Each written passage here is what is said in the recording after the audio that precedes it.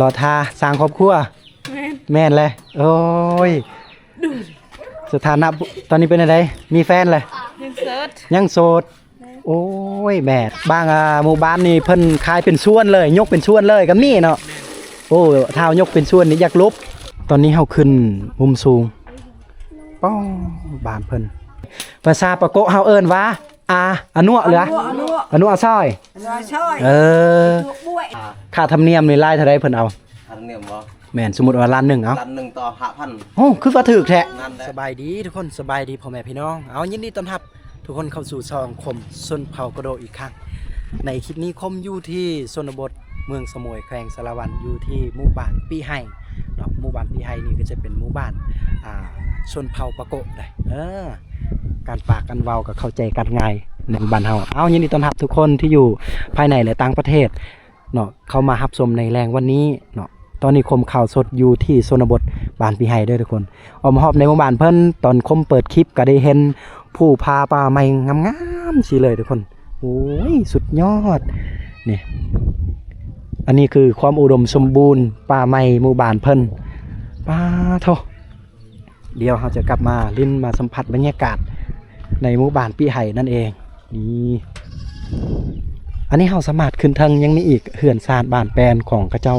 อยู่ทางเทิงพูนเดี๋ยวเรากลับไปเรามาทางนี้เพิ่งก่อนทุกคนโอ้ผู้สาววะนี่ผู้สาวงามเนาะไปใช่ล่ะตัวไอ้โปนังโจตะดุงไงแต่มาดุงอย่างแต่มาก็ไอ้บนโฮมมาเด้จะโดนละลองเป็นยังไงพอกันเอาจุดได้ละลองนะลองอ้ำเนี่ยบ่ว่าลองง่ายเนาะลองอันนี้ตะเอียลเร่งเรียลกงเลยหมอกันเรียลกงกันเหนื่อยปะกันเหนื่อยอ่ะยศไม่เหียนน่ะไม่งอยอ่ะฟ้องมาไม่งอพอดีเขาถามน้องเพิ่นว่ามาแต่ใส่เพิ่นว่ามาแต่สวนมาแต่เพิ่นแหละแบกไม้นี่ได้พอดีเป็นไม้พี่น้องเพิ่นได้แล้วเขาก็ถามว่าออกห้องเฮียนแล้วบ่เพิ่นออกแล้วตอนเฮียนห้องใดเลยจะออกม.3อ๋อม.5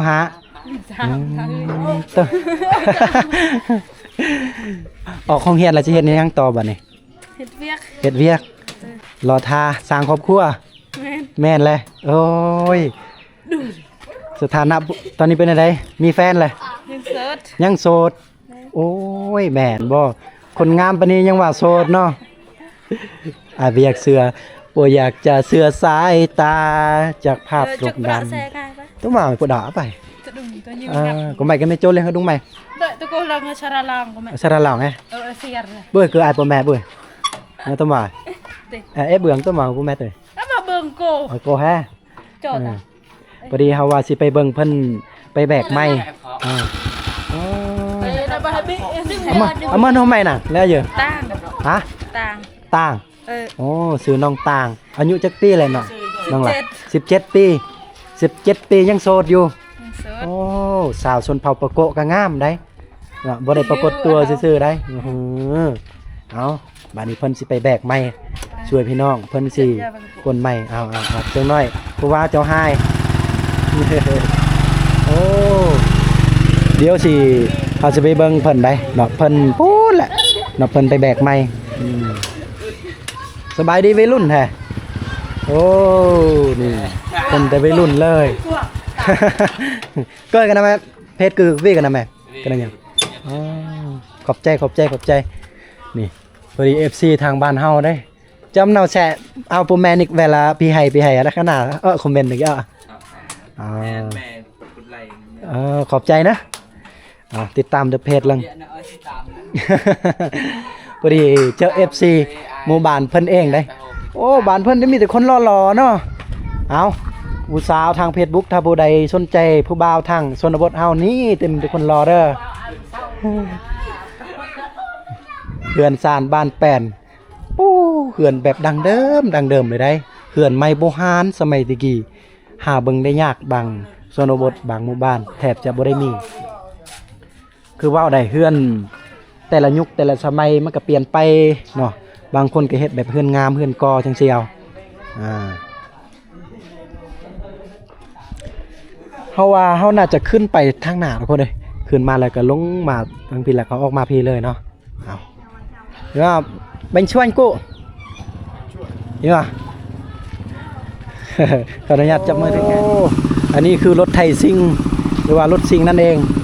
อยู่เขตชนบทนี่ใส่ได้หลายอย่างได้เนาะอุ้ยสุดยอดว้าวโอ้ขัดเนาะ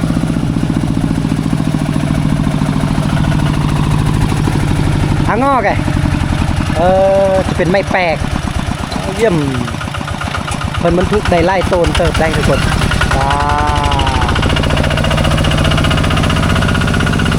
สุดยอดทุกคนสุดยอดแฮงเอาเพิ่นมาแต่พูนมาแต่ปูสูงชูมาเล่นบ้านเพิ่นโอ้หับทอนเงินโอนเงินทุกระบบจบที่นี่โย่สิโอนซะบ่บัดนี้ ครบวงจรเนาะครบที่นี่เลยเพิ่นบอกโอ้สามารถหับได้หมดมีหมดต้องไปในเมืองเมย เนาะค่าธรรมเนียมนี่รายเท่าใดเพิ่นเอา อันเนียมบ่ แม่นสมมุติว่าล้านหนึ่งเอา ล้านหนึ่งต่อ5,000 โอ้คือว่าถูกแท้ นั่นแหละ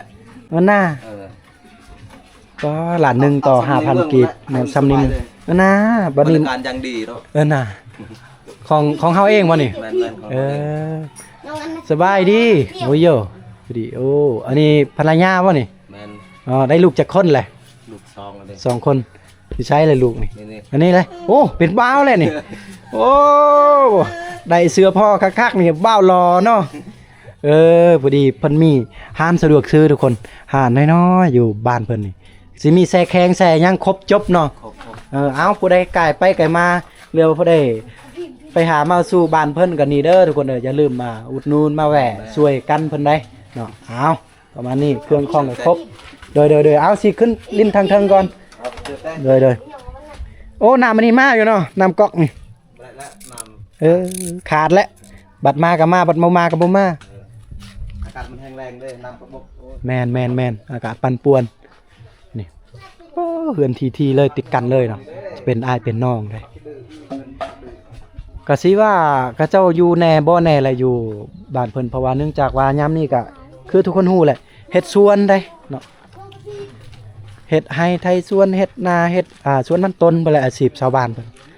ก็เพราะฉะนั้นอยู่แน่แล้วก็บ่ได้อยู่แน่เพื่อนครัวกันลังสูงๆมุงด้วยสังกะสีเอาตอนนี้เฮาขึ้นมุมสูงป้อบ้านเพิ่นวงกว้างจังสีออมหอบหมู่บ้านเพิ่นนี่เนาะภูผาป่าไม้สวยๆงามๆเส้นทางนี้เฮาสามารถไปบ้านอาโฮอาวายที่เฮาหากะมาแต่บ้านเพิ่นเนาะบ้านอาโฮอาวายทุกคนเนาะสุดยอดพอดีชาวบ้านเพิ่นกำลังเก็บไม้ยางโบงโอ้เพิ่นเฮ็ดเป็นกระสอบสบายดีบ่าวสบายดีโอ้สบายดี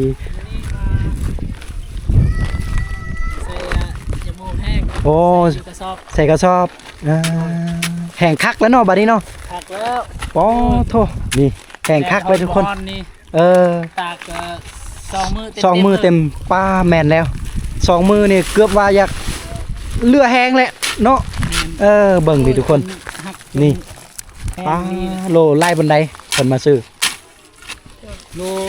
9,000เขามาเอาอยู่บ้านเขามาเอาอยู่นี่ก็เดียวว่าเฮาสิไปขายอยู่นอกบ่แม่นเนาะขายอยู่นี่เลยขายอยู่นี่ก็มีมีรถไปขายอยู่นอกก็มีถ้ามีรถก็เอาไปขายอยู่นอกถ้าอยู่นอกเห็นโลไล่เพิ่นได้เพิ่นเอาอยู่นอกนี่บ่ฮู้แล้วเอาแต่ว่าเคยขายอยู่บ้านเฮาเองเนาะแม่นโธ่มีรถนี่คันมีรถนี่ไปขายอยู่นอกมีสิ่งใหญ่โอ้สิ่งใหญ่นี่สบายกว่าเนาะแม่นเขาซื้อปีนี้จักถ้าได้ปีที่ผ่านมานี่เขาบ่ได้ซื้อเอาใส่เลยบัดนี้นี่ช่วยกันเขาโอ้โธ่สอบหนึ่งนี่ประมาณจักโลบ่าวประมาณ30 โลโธ่สุดแล้ว40ได้ใส่เก่งนี่40แม่นก็ต้องได้จังซี่เลย มันได้ยัดได้ให้มันน้ำหนักหลายกว่านั่นแหละคือเพิ่นเว้าแหละถ้าเอาใส่ จังบ่หลายซอ เอาใส่เป็นประมาณ30-40พุ่นแหละเอาใส่มายุไม่งะมันก็เต็มไว้กับเปลืองกระสอบแน่บัดติดมิติ20กิโลห่วย มันกระสอบมันก็เปลืองแล้วบัดนี้เนาะ ลบอีกโลนึง แม่นเพิ่นลบเอาโลนึงแต่ ขาลบอีก คือเป็นอันนั้นเนาะเอาได้ขายจากตอนเลยได้ขายจากเทื่อเลยปึกโบงนี่ ทางค่ายฮะก็ ครั้งแรก อันแรก บางหมู่บ้านนี่เพิ่นขายเป็นส่วนเลยยกเป็นส่วนเลยก็มีเนาะโอ้ถ้าเอายกเป็นส่วนนี่อยากลบแต่ว่าเฮาเฮ็ดค่อยๆจังซี่น่ะอยากซีบเลยเนาะแม่นอยากได้มื้อใดก็ไปคูดเอาไปหาเอายามว่างๆว่าซั่นซาเนาะถ้าว่าเฮายกแม่นอยู่เฮาได้เงินเป็นก้อนแต่ว่าบางทีเฮาจะลุบได้บางทีขายให้เขาได้20ล้านบ่มั่วไปขายได้100ล้านก็มีจังซั่น เฮามีเวลาเฮาบ่ว่างเด้เป็นแล้วเฮาต้องได้ค่ายยกแนวนั้นเนาะแม่นคือเพิ่นเว้าอ้าว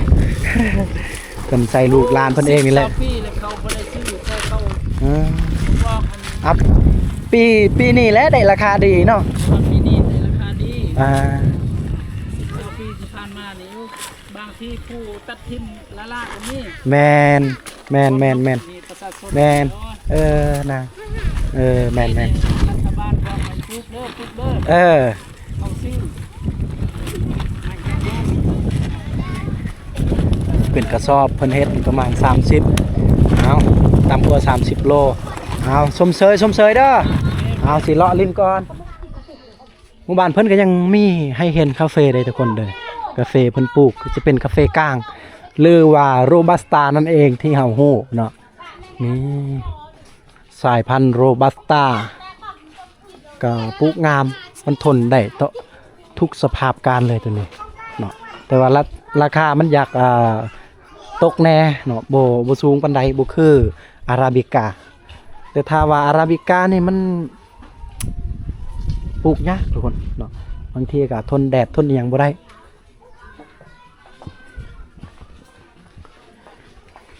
โอ้บ่าเฮือนหลังใดก็เห็นแต่เปลือกโบงอยู่กองตารางนี่หมู่บ้านเพิ่นโธ่เอาโอ้นี่จะเป็นหานคายเครื่องเพิ่นเนาะน่าจะออกไปได้ทางพุ่นเลยมาเมื่อจะตะโง่ผักพรบ่สบายไอโปร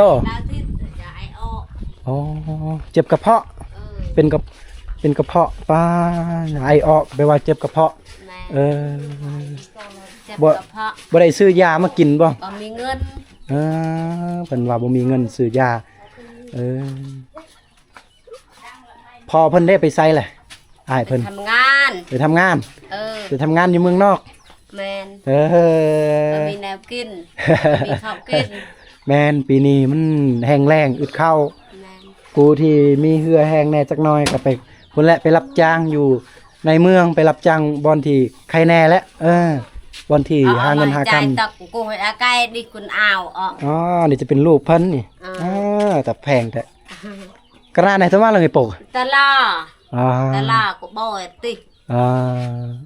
โดยมางั้นเปลี่ยนนะขนุนน่ะ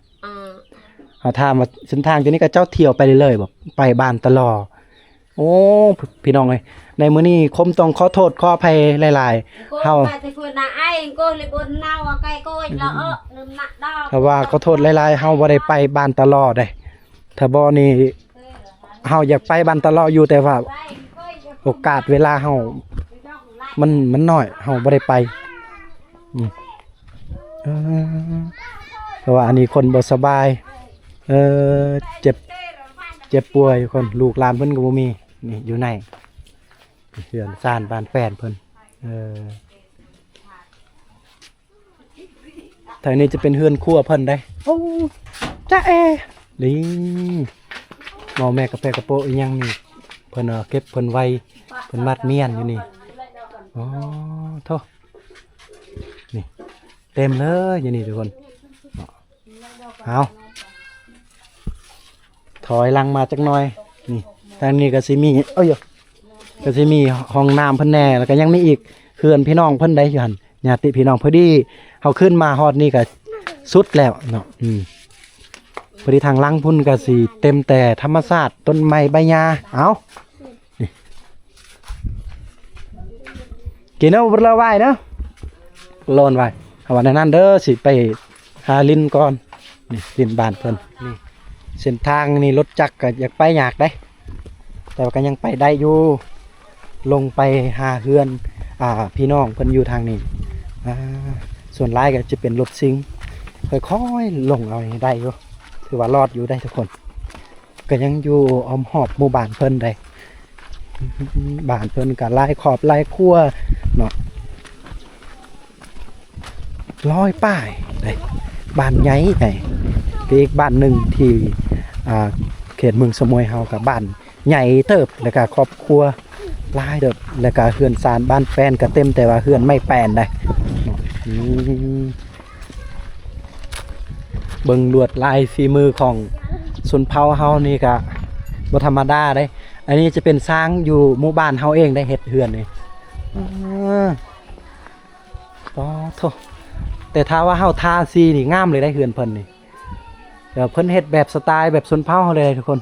อนุรักษ์ไว้ชนเผ่าปะโกะเฮานะอีก10-20ปีหาเบิ่งได้ยากแล้วบางที่ลูกหลานเฮาตอนน้อยๆบัดนี้เพิ่นอยากกลับมาเบิ่งมาฮวนคืนคิดฮอดเฮือนพ่อแม่เฮือนพ่อปู่แม่ย่าเฮาว่าซั่นซะทุกคน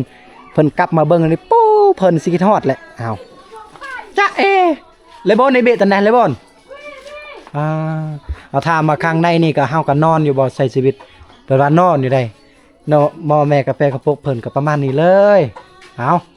ถ้วยบวงเพิ่นเอาโยไก่บินไปเลยปู้อันนี้จะเป็นฟืนเพิ่นเก็บเพิ่นกองฟืนนี้จะเป็นไม้ยางโบ่งได้เนาะเพิ่นได้เศษเรือจากไม้ยางโบ่งเอาอันนี้เฮือนครัวป่ะนี่เบบหน้าใบพี่เด้อนี่ถ้วยบวงเพิ่นนอนกันอยู่นี่ป่ะแล้วหน้านอนอยู่นี่บ่มีเฮือนบ่มีชานกิดิทรมานให้ประกอบเพิ่นว่าทุกข์ยากเนาะทุกข์ยากกิดิลึกมันยังมีให้แต่ตะก็ผมก็เป็นยังบ่ได้แต่นี่จอยอันนี้จะเป็นแต้บ่ตัวนี้แต่กะผ้าเอกลักษณ์ของชนเผ่าปะโกะเนาะโอ้เฮ็ดใหญ่แท้แม่นโอ้ให้ลูกไผเพิ่นแหละเนาะลูกสาวเพิ่นแหละอองเลยนี่ลูกสาวให้อองเพิ่นให้ลูกสาวเพิ่นออกกะผ้าใหญ่ๆแล้วก็เจ๊ฟืนเจ๊ไฟอย่างนั้นแหละนะกลับมาแต่สวนแต่หม้อนเอานี่เฮ็ดอยู่ครัวกินใช้ชีวิตอยู่นี่หรือว่าเฮาจะเอิ้นว่าชีวิตที่เรียบง่ายป้อแต่จานล่องจนแน่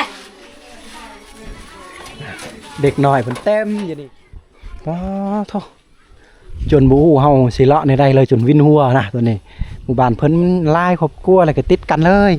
เนาะหลังนี้หลังนั้นแต่ว่าเสียดายคนบ่ค่อยอยู่เนาะบ่ค่อยอยู่เฮือนปานใดทุกคนเนื่องจากว่าเพิ่นยังไปให้ไปสวนอยู่ยังบ่ทันได้มาหมู่บ้านเพิ่นก็ดูได้เนาะนี่เบบนะเบบไปนำเด็กน้อยเขาถามอันนี้แม่นเฮือนครัวบ่เปิดว่าแม่นเลยนี่คันไดเขตชนบทขึ้นเฮือนซานเอาป่วยมาทางพี่เลยมาทางพี่น้อยนึง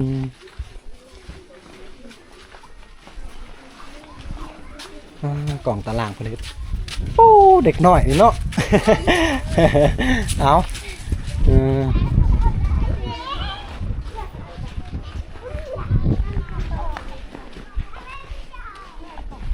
ไปเอา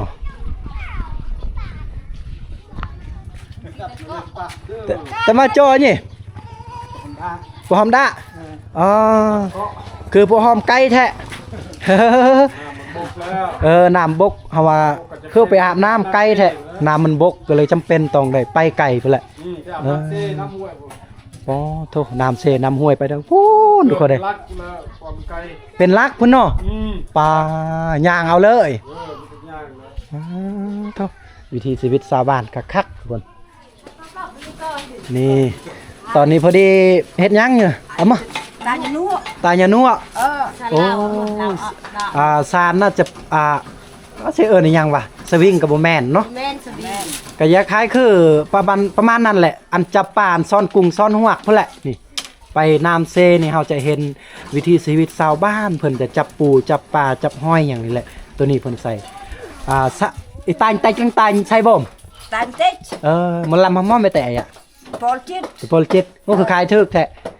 เพิ่นว่าซานเอาไว้คายแล้วก็ใส่น้ำอันนึงนี่เพิ่นคายนี่70,000ได้80ก็ได้100,000ก็ได้ มาตรฐานเพิ่นคายนี่70,000นี่หัตถกรรมหรือว่าศิลปะชนเผ่าปะโกะเนาะความเป็นเอกลักษณ์ชนเผ่าเฮาเลยทุกคนเนาะเฮาไปเขตเมืองสมุยเฮาจะเห็นวิถีชีวิตชาวบ้านเฮานี่เพิ่นใส่ตัวนี้จับปูจับปลาว่าซั่นซะชนเผ่าตะโอยคมก็เห็นคือกันคมไปเพิ่นใส่ภาษาปะโกะเฮาเอิ้นว่าอนัวเหลืออนัวซอยตัวนี้ก็จะเป็นอนัวซอยนี่ป้านี่ก็อาโวเอามาเมตาญะบ่ตาญะนัวโอ้เพิ่นก็น่าจะซาช่วยแม่เฒ่าเนาะช่วยกันนี่โป้ชีวิตเฮาตอนเฒ่าตอนแก่ตอนอายุสูงว่าซั่นซะสร้างเอาไว้ให้ลูกให้หลานหรือว่า84แหละโอ้อายุพอเพิ่น84แม่เฒ่าเด้ลิมมาอย่าคือแหว่อย่า70อ๋อป้อ80ก็ยังแข็งๆเนาะแม่เนาะอ้าวแข็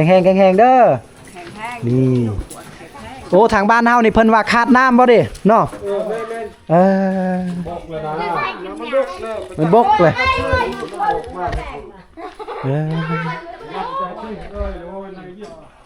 แสดงว่าตะกี้นี่เพิ่นใส่น้ำก๊อกบ่ตอนมันมาเนาะน้ำเล่นนี่แหละน้ำก๊อกน้ำเล่นอันเดียวกันแต่ว่าปัจจุบันนี่ห้วยที่เพิ่นไปเอาพุ่นแหละไปต่อพุ่นมันบกมันแห้งแล้วก็เพราะฉะนั้นอุปสรรคอีกหนึ่งในหมู่บ้านพี่ให้ทุกคนก็คือน้ำนี่แหละถามว่าเพิ่นจะเจาะได้บ่ก็ได้อยู่แต่ว่าบ่มีเงินบ่มีคำที่จะเจาะพอจะเอาน้ำสลัดได้เนาะเฮือนหลังนี้เพิ่นเฮ็ดนาเลยเวลาเขาเจ้าอาบเนาะนึกออกเนาะเวลาอาบแล้วก็น้ำมันไหลไปหอดทุ่งนาเพิ่นก็พอได้ไทยพอได้เฮ็ดสวนเฮ็ดบ่แม่นสวนเฮ็ดนาเพิ่นแหละเฮือนหลังไม้สีแดง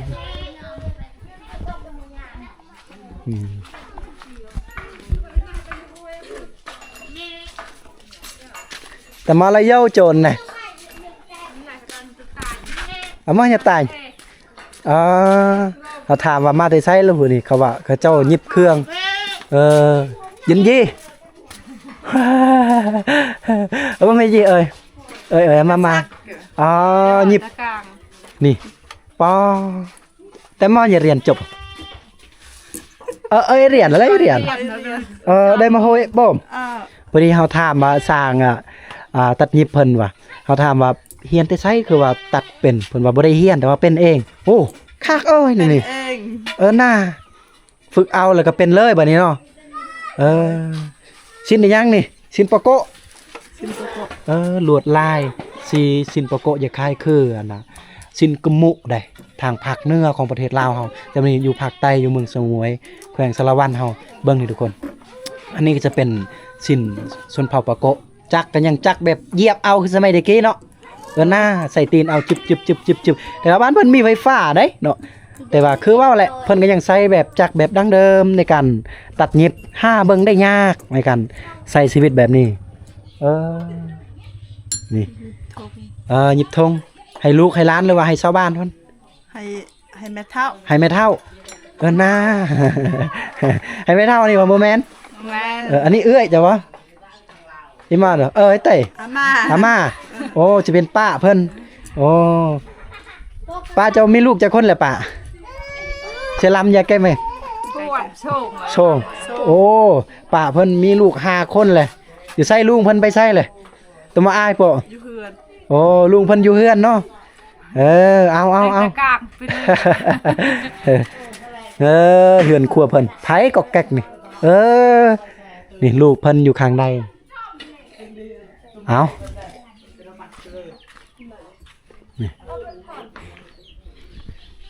ตัวนี้ก็อีกครอบครัวหนึ่ง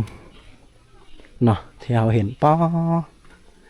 เฮือนนี่ก็น่าจะบ่ต่ำกว่า10 กว่าปีได้เฮือนไม้เพิ่นซับเอาไม้ไผ่ทุกคนแล้วก็ซานที่ว่าเฮาเคยเห็นเขตชนบทส่วนหลายอยู่เมืองตะโอยพุ่นเนาะนี่เพิ่นก็เก็บฟืนนี่อย่างรัวนี่โดนฟืนเพิ่นเก็บปะกองตารางนี่เต็มเลยขอดีเพิ่นเฮ็ดป้อยังมีคนอยู่เด้จ๊ะแต่ว่าความหมายก็คือเพิ่นยังใช้ชีวิตในเรือนหลังนี้อยู่แต่ปัจจุบันนี้เพิ่นบ่เห็นแหละนี่เลื่อมเกลี้ยงเนาะข้างในนะเอามุงด้วยสังกะสีอ้อมหอบเรือนหลังนี้ก็มีต้นไม้แล้วก็มีต้นมากมีเพิ่นปลูกว้าโธ่สุดยอดทุกคนนี่เอาทุกคนเฮาสำหรับคลิปแรกเลยเฮาได้มาลินมาเที่ยวตั้งแต่การเดินทางพุ่นมาในหมู่บ้านเพิ่นก็แสนยากลำบากในการเดินทางได้แต่ว่าปุ๊บพอมาฮอดหมู่บ้านเพิ่นโอ้โหมันบ่คือภาพที่เฮาคิดเลยธมิตรเฮาจะคิดว่าหมู่บ้านเพิ่นก็จะเป็นหมู่บ้านที่แบบน้อยๆแล้วก็วิวทิวทัศน์ก็มันบ่คือแบบตาที่เฮาเห็นบัดมาฮอดแล้วโอ้โหอยากฮ้องเสียงดังว่าโอ้คักสุดยอดหมู่บ้านเพิ่นเด้เนาะจะเป็นกันเองเลยหมู่บ้านเพิ่นแล้วก็ยิ้มแย้มแจ่มใสการปากันเว้ากันลมกับเฮาเนี่ยโอ้สุดยอดบ้านเพิ่นทุกคนเนาะเอาสำหรับคลิปธมิตรนี่เฮาได้มาลินมาเที่ยวมาสัมผัสบรรยากาศมาเบิ่งวิวทิวทัศน์หรือว่าวิถีชีวิตเฮือนซานบ้านแป้นหมู่บ้านเฮาเขตชนบทชนเผ่าปะโกะกะสิ้นสุดเพียงเท่านี้เด้อเนาะถ้าหากมักการถ่ายทำแบบคมเผ่ากระโดก็อย่าลืมกดติดตาม2คม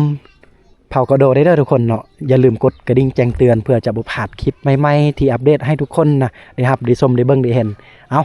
ตอนนี้เฮาก็ยังอยู่บ้านแห่งนี้ได้ทุกคนพบวิดีโอถัดไปในตอนแรงมื้ออื่นเฮาอยู่หมู่บ้านแห่งนี้อยู่